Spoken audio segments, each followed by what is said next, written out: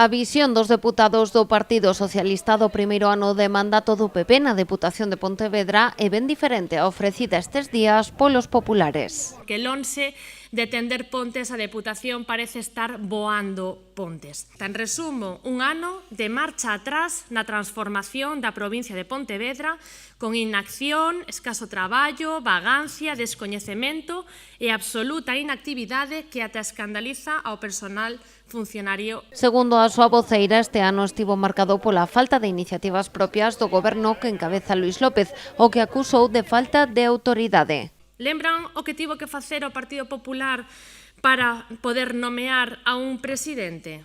Unhas renuncias masivas na listas de Rodeiro para evitar liortas entre territorios. E despois viu a elección das vicepresidencias coa súa duplicación de equipos, de persoal e de recursos, o que converteu a esta Diputación nunha tricefalia, quedando o presidente únicamente como unha especie de home bon que nin pincha, nin corta, nin sabe. Iglesias falou tamén de recortes nas áreas sociais, igualdade ou memoria histórica, de censura ou da polémica levantada pola xestión das entradas pro partido da selección feminina en Pontevedra. Nunca unha herdanza deu tanto xogo.